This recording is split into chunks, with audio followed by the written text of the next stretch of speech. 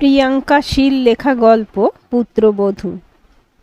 সেদিন বিয়ে বাড়িতে দত্তগিন্নি নিজে থেকে গায়ে পড়ে এসে আলাপ করতে চাইলেন সুমিত্রা দেবীর ছেলের বউ ত্রিসীতার সাথে। সুমিত্রা দেবী একটু অন্যমনস্ক হয়ে কৌতূহলী চোখে তখন বিয়ে বাড়িতে নিমন্ত্রিত অতিথিদের ভারী গয়নার ডিজাইন শাড়ি জামাকাপড় দেখতে ব্যস্ত। মনে মনে তখন ভাবছিলেন উনি, ওনার কত ইচ্ছা ছিল এমন জাঁকজমক করে তার একমাত্র ছেলের বিয়ে দেওয়ার। কিন্তু তার ছেলেটা তো এমন গোয়ার, কিছুতেই তার কথা শুনল না। সবার বিরুদ্ধে গিয়ে বাড়ি থেকে বেরিয়ে ওই মেয়েটাকে বিয়ে করে বসল। একমাত্র ছেলে বলে কথা। এখন কি আর সুমিত্রা দেবীর কাছে পুত্রবধূকে না স্বীকার করার কোনো উপায় আছে? এমন সময় দত্তগিন্নি উৎসুক স্বরে বলে উঠলেন, ও দিদি, কি ভাবছো এত? এই বুঝি তোমার ছেলের বউ? সুমিত্রা দেবী ভাবনার জাল থেকে বেরিয়ে একটু ইতস্তত করে বলে উঠলেন, হ্যাঁ, ওই আমার পুত্রবধূ, পাপানের বউ ত্রিসীতা। ত্রিসীতা এতক্ষণ শাশুড়ির পাশে মলিন মুখে দাঁড়িয়েছিল। বিয়ে হয়ে শ্বশুরবাড়িতে আসা স্তক ও শাশুড়ি মায়ের কাছ থেকে পুত্রবধূর প্রাপ্য মর্যাদা পায়নি কখনো। ও শাশুড়ি মা সবসময় হাবে ভাবে বুঝিয়ে দেয়, নিতান্তই নিরুপায় হয়েই উনি ত্রিসীতাকে মেনে নিয়েছেন। না হলে নিজের একমাত্র ছেলের সাথে কোনো ডিভোর্সি মহিলার মেয়ের বিয়ে দিতে ওনার ঘোরতর আপত্তি ছিল। মাঝে মাঝে এই চরমতম কঠিন সত্যিটা ত্রিসীতাকে বড্ড কষ্ট দেয়। ডিভোর্সি হয়ে তার মা তো কোনো অন্যায় করেনি।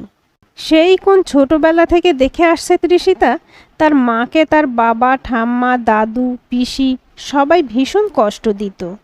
মুখ বুজে 10টা বছর সংসার করার পর একদিন আর সহ্য করতে না পেরে তার মা ছোট্ট ত্রিসীতার হাত ধরে ও বাড়ি থেকে বেরিয়ে আসে। স্কুলের চাকরিটা ছাড়ার জন্য ও বাড়ি থেকে মায়ের উপর অনেক জোর জবরদস্তি করা হয়েছিল। তবু মা মনের জোর নিয়ে চাকরিটা কোনোদিন ছাড়েননি বলে মায়ের ডিভোর্সের পর ওর মা ত্রিসীতা একটা সুন্দর ঝামেলাবিহীন জীবন কাটাতে পেরেছে।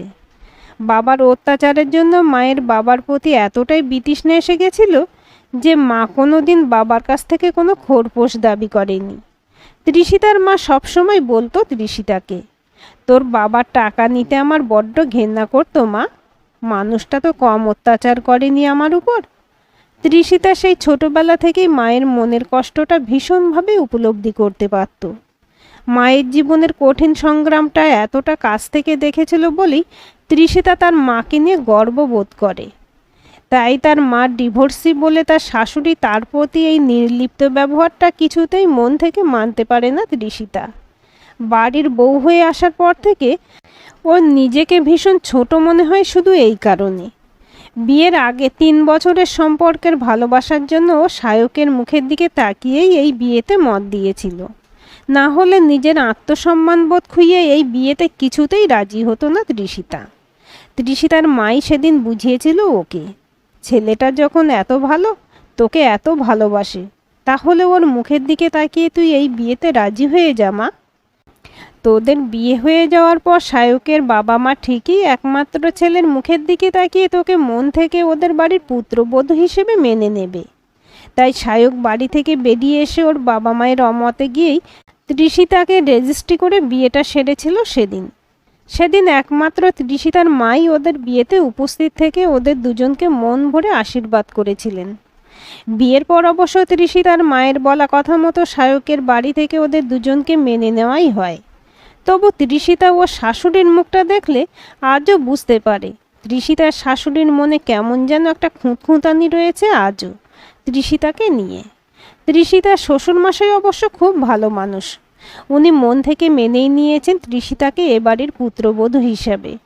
কিন্তু ও শাশুড়ি আজও কেমন যেন একটু অকারণেই ক্ষিপ্ত হয়ে থাকে ওর উপর। ত্রিসীতা বেশ বুঝতে পারে ওর মায়ের ডিভোর্সি হওয়ার ব্যাপারটা ওর শাশুড়ি কিছুতেই মন থেকে মেনে নিতে পারেননি আজও। ত্রিসীতা অবশ্য বিয়ের পর থেকে শাশুড়ির মনের মতো রান্নাবান্না করে, ওর মনের মতো শাড়ি, জামা কাপড়, গয়নাগাটি কিনে নিয়ে এসে ওনার মন পাওয়ার অনেক চেষ্টা করেছেন। কিন্তু শাশুড়ি মা আজও ঠিক মন থেকে মানতে পারেননি ওকে।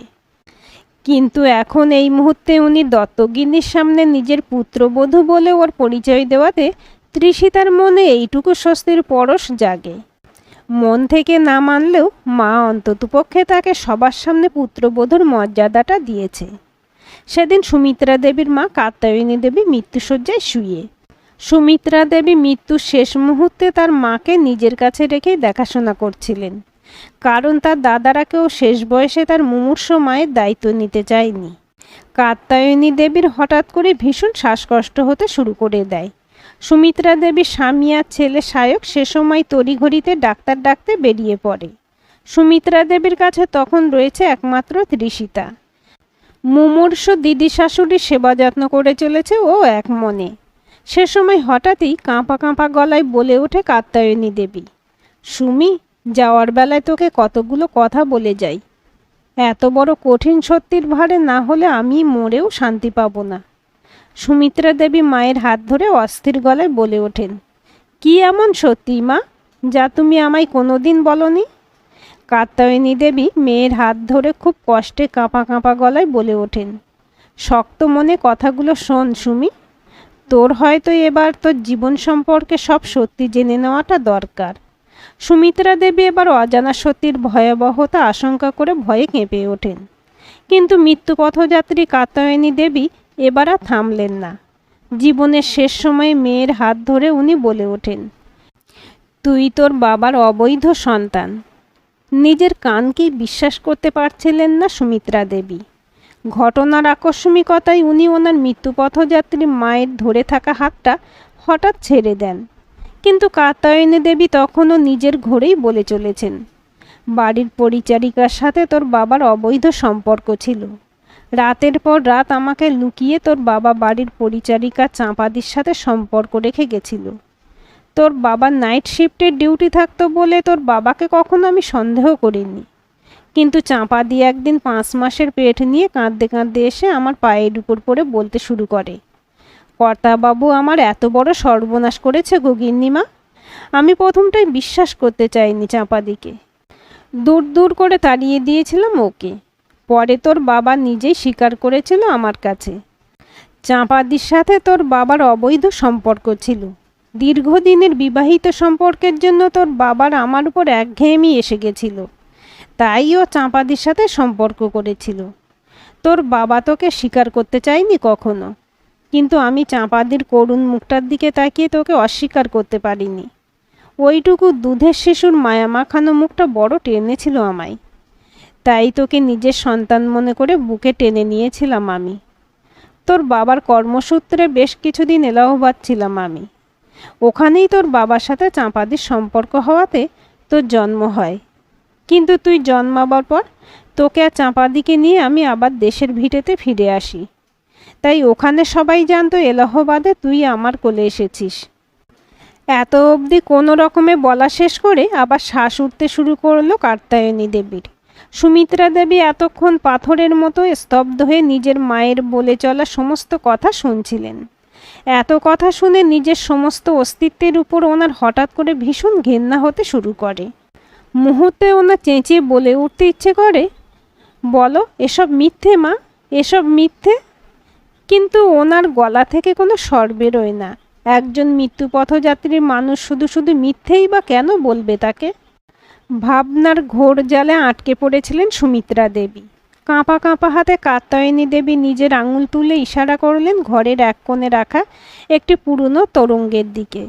ওই তোরঙ্গের মধ্যে কাত্যায়নী দেবীর পুরনো সব জিনিসপত্র রাখা থাকে।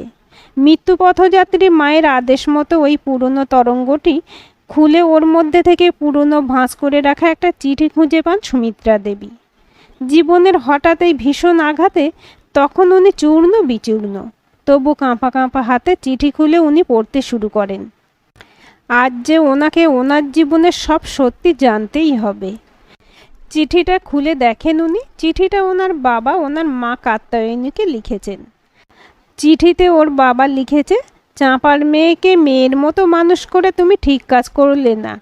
লোকে তো জানলো ও তোমার বৈধ সন্তান, কিন্তু ও তো অবৈধ সন্তান, আর অবৈধ সন্তানের কোনো পরিচয় হয় না কখনো।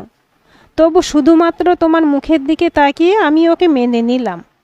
কিন্তু এ সত্যি যেন সারা জীবন তোমার আমার মধ্যেই সীমিত থাকে, কখনো কোনো লোক জানাজানি না হয়। সুমিত্রা দেবী চিঠিটা পড়ে হতাশ হয়ে মেঝের উপর বসে পড়েন। বুঝতে পারেন বাবা এলাহাবাদে কর্মসূত্রে থাকাকালীন চিঠিটা লিখেছিল মাকে, কারণ মা তখন ও জন্মাবার পর চাঁপাদি আর ওকে নিয়ে এখানে চলে এসেছিল। কিন্তু বাবা তখনও কর্মসূত্রে এলাহাবাদেই থেকে গেছিল। জীবনের এত বড় ঘটনা জানার পর সুমিত্রা দেবীর মুখ থেকে আর কোনো কথা সরছিল না। ওর চোখের সামনে ছোটবেলার একের পর এক দৃশ্য ভেসে ওঠে। এত বড় একটা ঘটনা ঘটে যাওয়ার পরেও ওর মায়ের করুণাময়ী মনের জন্য চাঁপাদি এ বাড়ি থেকে বিতাড়িত হননি কখনো। ছোটবেলা থেকেই চাঁপাদি বেশিরভাগ সময় সুমিত্রা দেবীর দেখাশোনা করে এসেছে। মা হয়তো চাঁপাদির মাতৃত্ব থেকে চাঁপাদিকে বঞ্চিত করতে চায়নি, তাই ছোটবেলা থেকে সুমিত্রা দেবীকে মানুষ করার সমস্ত দায়িত্ব উনি দিয়ে রেখেছিলেন চাঁপাদির উপর। সবার মুখ থেকে চাঁপাদি ডাকটা শুনে শুনে নিজের অজান্তেই কখন বড় হতে হতে সুমিত্রাদি চাঁপাদিকে চাঁপাদি বলেই ডাকতে শুরু করেছিলেন, তা উনি নিজেও জানেন না। আজও ছোটবেলার স্মৃতিগুলো ভাষা ভাষা হয়ে ভেসে উঠছে সুমিত্রা দেবীর চোখের সামনে। সুমিত্রা দেবী কিছুতেই খাবার খেতে চাইতেন না ছোটবেলায়। খাবার খাবেন না বলে সারা বাড়িতে দুষ্টুমি করে ঘুরে বেড়াতেন, আর সুমিত্রা দেবীর পিছু পিছু খাবারের থালা নিয়ে সারা বাড়িময় ঘুরে বেড়াতো চাঁপাদি। সুমিমা, খাবারটা খেয়ে নাও লক্ষ্মীটি। আজও সেই সব দিনের স্মৃতি মনে পড়তে সুমিত্রা দেবীর কেমন সব কিছু গুলিয়ে যাচ্ছে। যে মানুষটা তার নিজের জন্মদাত্রী মা ছিল, তাকেই সারা জীবন চাঁপাদি বলে ডেকে এসেছেন সুমিত্রা দেবী। গত বছরই শ্বাসকষ্টে ভুগে মারা যায় চাঁপাদি। অথচ সেই সময় দাঁড়িয়ে চাঁপাদির মৃত্যুতে এতটাও কষ্ট পাননি সুমিত্রা দেবী, যতটা কষ্ট তার আজকে হচ্ছে নিজের জন্মের পেছনের এই কলঙ্কের ইতিহাস জানতে পেরে। বারবার তার চোখের সামনে ভেসে উঠছে চাঁপাদির ওই হাসি হাসি মুখখানা, আর তার কানের কাছে সমানে বেজে চলেছে চাঁপাদির বলা ওই সুমিমা ডাকটা। সুমিত্রা দেবীর বুকের ভেতরটা যন্ত্রণায় ফেটে যাচ্ছিল সে সময়। তবু আজ যেন ওর সামনে জীবনের সব সত্যি আসল রহস্যগুলো একের পর এক উন্মোচিত হচ্ছিল। ছোটবেলা থেকে সুমিত্রা দেবীর বাবা ওর প্রতি একটু উদাসীন ছিল। সুমিত্রা দেবীর সমস্ত আর্থিক দায়িত্ব পালন করা সত্ত্বেও উনি সুমিত্রা দেবীকে কোনোদিনই বাবার ভালোবাসা দেননি। এই জন্য ছোটবেলা থেকে সুমিত্রা দেবীর ওর বাবার প্রতি বড্ড অভিমান ছিল। কিন্তু আজকে তার জীবনের এই এত বড় লজ্জাজনক সত্যিটা জানার পর তার আর বুঝতে অসুবিধা হচ্ছে না কেন তার বাবা তার সাথে অমন বিরূপ ব্যবহার করত। ভাবনার ঘোরজালে আটকে পড়েছিলেন সুমিত্রা দেবী। ওনার ধ্যান ভাঙে তৃষিতার তীব্র চিৎকারে, মা, দিদান চলে গেল। মায়ের মৃত্যুর খবরটা শুনে সুমিত্রা দেবী হাউ হাউ করে কেঁদে উঠলেন। কিন্তু সেই কান্নাটা কি যাকে এতদিন নিজের গর্ভধারিণী মা বলে জেনে এসেছিলেন তার চলে যাওয়ার দুঃখে, না তার জীবনের এই শেষ বেলায় এসে তার জীবনের এই কলঙ্কিত রহস্য জানতে পেরে? ঠিক বুঝতে পারেন না সুমিত্রা দেবী। ঠিক সেই সময় তৃষিতা এসে ওর হাতটা সুমিত্রা দেবীর কাঁধের উপর রাখে। সুমিত্রা দেবী নিজের অজান্তেই হাউ হাউ করে কেঁদে ওঠেন তৃষিতাকে জড়িয়ে ধরে। তৃষিতা নিজের সন্তানের মতো সুমিত্রা দেবীর মাথাটা নিজের বুকে চেপে ধরে রেখে বলে ওঠে, কাঁদবেন না মা, সব ঠিক হয়ে যাবে। সুমিত্রা দেবী তখন জীবনের এত বড় হঠাৎ আঘাতে বিপর্যস্ত। কাঁদতে কাঁদতে বলে ওঠেন, কি করে সব ঠিক হবে তাই তো বুঝতে পারছি না বৌমা। তৃষিতা আবারও মমতার সুরে বলে ওঠে, আপনি শান্ত হন মা, দেখবেন সব ঠিক হয়ে যাবে। এমন সময় হন্তদন্ত হয়ে ঘরে ঢোকে সুমিত্রা দেবীর স্বামী আর ওর ছেলে সায়ক। ঘরের মধ্যে তখন ওই পুরনো তরঙ্গে রাখা জিনিসপত্র ছড়িয়ে ছিটিয়ে রাখা রয়েছে। এমনকি সুমিত্রা দেবীর বাবার লেখা ওই পুরনো চিঠিটা, যাতে সুমিত্রা দেবীর জন্ম রহস্য লেখা আছে, সেই চিঠিটাও পড়ে রয়েছে হাতের সামনে। জীবনের এত বড় হঠাৎ আঘাতে বিপর্যস্ত হয়ে সুমিত্রা দেবী তখন ওই চিঠিটা সবার চোখের সামনে থেকে সরাতে ভুলেই গেছেন। সায়ক আর ওর বাবা হন্তদন্ত হয়ে ঘরে ঢোকে সে সময়। ঘর ভর্তি এত পুরনো জিনিসপত্র ছড়ানো ছেটানো রয়েছে দেখে সায়ক বলে ওঠে, কি ব্যাপার, ঘর ভর্তি এত পুরনো জিনিসপত্র ছড়িয়ে ছিটিয়ে রয়েছে কেন? আর ওই পুরনো তোরঙ্গটাই বা খোলা রয়েছে কেন? তৃষিতা গম্ভীর গলায় বলে ওঠে, সায়ক, এখন এই সমস্ত প্রশ্ন থাক, আগে মাকে সামলাও। দেখো, দিদান চলে যাওয়াতে মা কেমন ভেঙে পড়েছে। সায়ক আর সায়কের বাবা ততক্ষণে লক্ষ্য করে কাত্যায়নী দেবী মারা গেছেন। ওদের সাথে আসা ডাক্তারবাবু তবু কাত্যায়নী দেবীকে শেষবারের মতো পরীক্ষা করে বলে ওঠেন উনি মারা গেছেন। সায়ক সে সময় সৌজন্যবশত ডাক্তারবাবুকে বাইরে ছাড়তে যায়, আর সায়কের বাবা সে সময় আত্মীয় স্বজন পাড়া প্রতিবেশীকে শাশুড়ির মৃত্যুর খবরটা দিতে ব্যস্ত হয়ে বাইরে বেরিয়ে যান। ঘরে তখন দুটো মানুষ আবারও একলা বসে, সুমিত্রা দেবী আর ত্রিষিতা। সুমিত্রা দেবী কাঁদো কাঁদো চোখে তাকান ত্রিষিতার দিকে। এবার কি করব বৌমা? পাপান আর ওর বাবাকে জীবনের এত বড় কঠিন সত্য কিভাবে বলবো? এই বুড়ো বয়সে এসে নিজের জীবনের এত বড় লজ্জাজনক সত্যি সবাইকে জানাতে গেলে লজ্জায় যে আমার মাথা কাটা যাবে। সুমিত্রা দেবীর কথা শুনে ত্রিষিতা দৃঢ় গলায় বলে ওঠে, কাউকে কিছু জানাতে হবে না মা। সুমিত্রা দেবী একটু অবাক গলায় বলে ওঠে, বৌমা এ তুমি কি বলছো? ত্রিষিতা আবারও একই রকম দৃঢ়স্বরে বলে ওঠে, ঠিকই বলছি মা, জীবনের সব গোপন সত্যি সবাইকে জানানোর কোনো প্রয়োজন তো নেই। আজ আপনি নিজের জীবন সম্পর্কে যে কঠিন সত্যিটা জানতে পারলেন সেটা নিজের বুকেই রেখে দিন না মা। জীবনের সবচাইতে কঠিন বাস্তব হলো নিজের সবচাইতে কাছের মানুষকেও বিশ্বাস করে জীবনের লজ্জাজনক গোপন সত্যিটা বলে দেওয়া উচিত নয়। আমি জানি বাবা আপনাকে খুব ভালোবাসে, আপনার ছেলেও আপনাকে খুব ভালোবাসে, কিন্তু হাজার ভালোবাসা সত্ত্বেও এক একটা মানুষের জীবনকে দেখার দৃষ্টিভঙ্গি এক এক রকমের হয়। তাই আপনার জীবনের এই এত বড় সত্যিটা জানার পর যদি এতটুকু আপনি ওদের চোখে ছোট হয়ে যান, তার থেকে আপনার আজকে এই মুহূর্তে জানা সত্যিটা কাউকে না জানানোই ভালো। এই সত্যিটা আজকে এই মুহূর্তে অতীতের গহ্বরেই না হয় চাপা পড়ে থাক। আপনি আমায় নিয়ে আর ভাববেন না মা, আমি আজকের ঘটে যাওয়া এই ঘটনাগুলো সম্পর্কে কাউকে কিছু জানাবো না। ত্রিষিতার কথাগুলো শুনে ততক্ষণে বাকরুদ্ধ হয়ে গেছেন সুমিত্রা দেবী। মুখের ভাষায় উনি ঠিক কী বলে ত্রিষিতার প্রতি কৃতজ্ঞতা প্রকাশ করবেন তার বুঝে উঠতে পারছেন না। এমন সময় ত্রিষিতা নিজের হাতের মুঠোয় চেপে রাখা সেই চিঠিটা তুলে ধরে সুমিত্রা দেবীর সামনে, যে চিঠিটাতে ওনার জন্মরহস্য লেখা রয়েছে। ত্রিষিতা ওই চিঠিটা সুমিত্রা দেবীকে দেখিয়ে বলে ওঠে, বাবা আর ওর হঠাৎ করে এ ঘরে ঢুকে আসার পরে আমি এই চিঠিটা কোনো রকমে ওদের চোখের সামনে থেকে সরিয়ে ফেলেছিলাম, না হলে এই চিঠিটা ওদের চোখে পড়ে গেলে একটা কেলেঙ্কারি কাণ্ড বেঁধে যেত। সুমিত্রা দেবী একটু হতাশ গলায় বলে ওঠেন, কিন্তু এখন এই চিঠিটাকে নিয়ে কি করব বৌমা? ত্রিষিতা গম্ভীর স্বরে বলে ওঠে, আপনি অনুমতি দিলে এই চিঠিটা এই মুহূর্তে এক্ষুনি পুড়িয়ে ফেলবো মা। সুমিত্রা দেবী মাথা নাড়িয়ে অনুমতি দেন। ত্রিষিতা তক্ষুনি সেই মুহূর্তে বাড়িতে আরও লোকজন উপস্থিত হওয়ার আগেই মোমবাতির আলোয় ওই চিঠিটা পুড়িয়ে সুমিত্রা দেবীর জীবনের গোপন কলঙ্ককে চিরকালের মতো মাটি চাপা দিয়ে দেয়।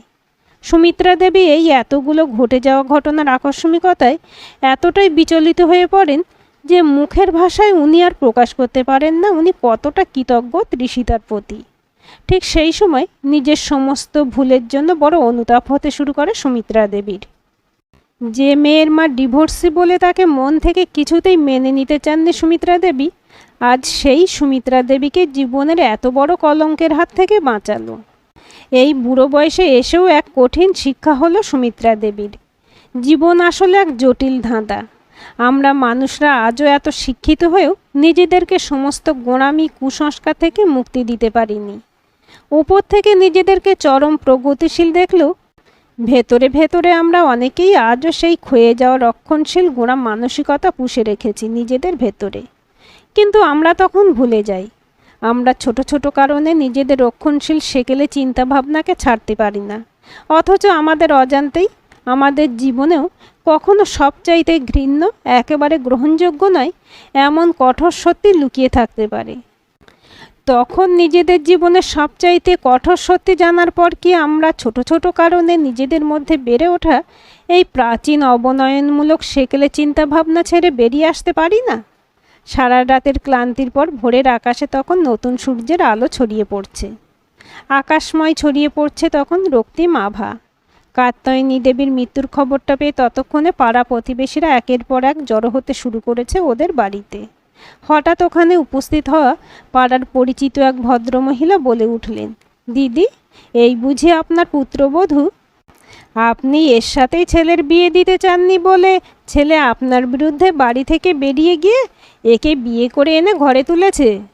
ভদ্রমহিলার গলার স্বরে খানি বিদ্রুপ ফুটছিল। সুমিত্রা দেবী আপন মনেই ভেবে ওঠে, কিছু কিছু মানুষ অপর মানুষের দুঃসময়েও সেই মানুষটাকে অকারণে অপদস্থ করে কি শান্তি পায় কে জানে। ভদ্রমহিলার গলার স্বরের বিদ্রুপে তৃষিতা খানিক আহত হয়েছিল। এমন সময় সুমিত্রা দেবী তৃষিতাকে নিজের কাছে ডাকেন। ওকে নিজের বুকে টেনে নিয়ে বলে ওঠেন, না, ও আমার পুত্রবধূ নয়, আজ থেকে ও আমার মেয়ে। আজকের গল্পটি কেমন লাগলো কমেন্ট করে জানাবেন। ভালো লাগলে লাইক, শেয়ার এবং হাইপ করবেন। আর চ্যানেলটি সাবস্ক্রাইব করে বেল আইকনটি ক্লিক করে রাখতে ভুলবেন না।